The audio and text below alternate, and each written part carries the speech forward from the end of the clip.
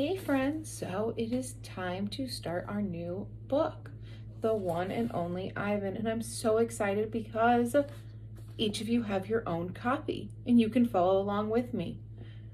If you read ahead, that's okay, but I'm going to be reading about 10 pages a day, and I got them for you so that you can look along with me and you can read, or if you really liked a part, you can go and read it again, or you can read it with your family.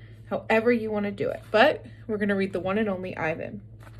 We're going to read pages 1 through, I think, 10 today. And what I thought was really cool is when you open it up, one of the first pages is a glossary. And we've just talked about glossaries with our nonfiction text features. So this shows that we can have glossaries in fiction books too.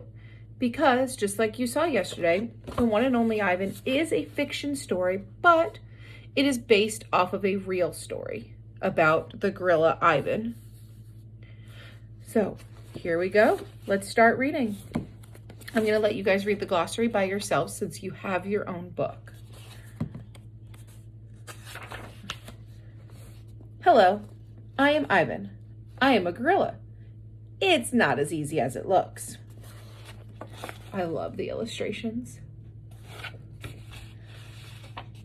Names. People call me the freeway gorilla, the ape at exit 8, the one and only Ivan, mighty silverback. The names are mine, but they're not me. I'm Ivan, just Ivan, only Ivan. Humans waste words. They toss them like banana peels and leave them to rot. Everyone knows the peels are the best part. I suppose you think gorillas can't understand you. Of course, you also probably think we can't walk upright. Try knuckle walking for an hour. You tell me, which way is more fun? Patience. I've learned to understand human words over the years, but understanding human speech is not the same as understanding humans. Humans speak too much. They chatter like chimps, crowding the world with their noise even when they have nothing to say. It took me some time to recognize all those human sounds, to weave words into things, but I was patient. Patient is a useful way to help when you're an ape. Gorillas are as patient as stones. Humans, not so much. How I look. I used to be a wild gorilla, and I still look the part. I have a gorilla's shy gaze, a gorilla's sly smile. I wear a snowy saddle of fur, the uniform of a silverback. When the sun warms my back, I cast a gorilla's majestic shadow. In my size, humans see a test for themselves. They hear fighting words on the wind, when all I'm thinking is how the late day sun reminds me of a ripe nectarine. I'm mightier than any human, 400 pounds of pure power. My body looks made for battle. My arms outstretched span taller than the tallest human.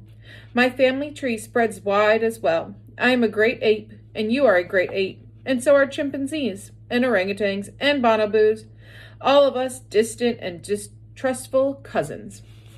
I know this is troubling. I too find it hard to believe there is a connection across time and space, linking me to a race of ill-mannered clowns.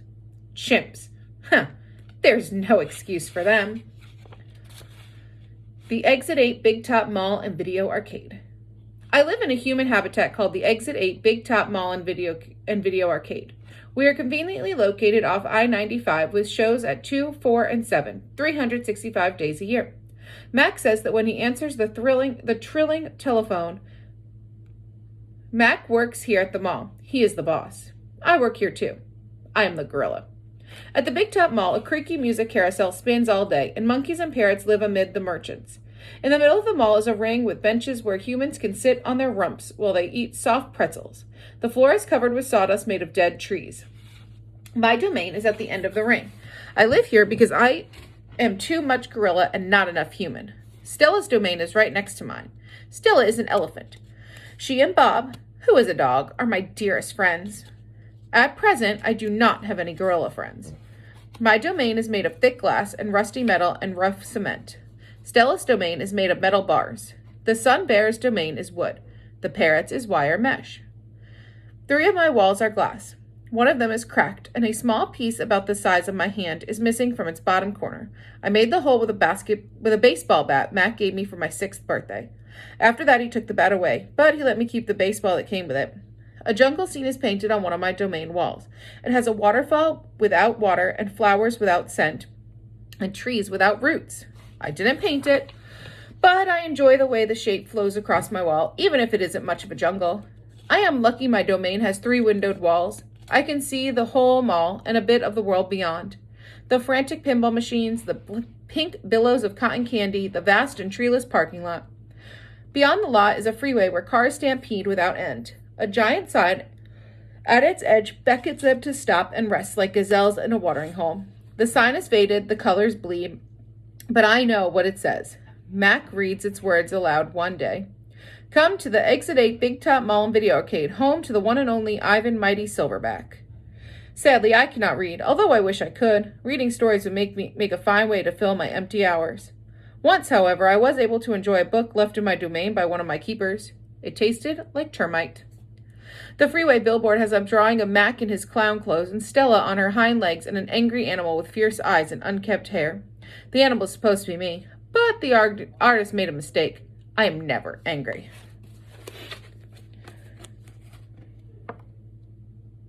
There's the billboard. Anger is precious. A silverback uses anger to maintain order and warn his troop of dangers. When my father beat his chest, it was to say, beware, listen, I am in charge. I am angry to protect you because that is what I was born to do. Here in my domain, there is no one to protect. And that's where we're going to stop today.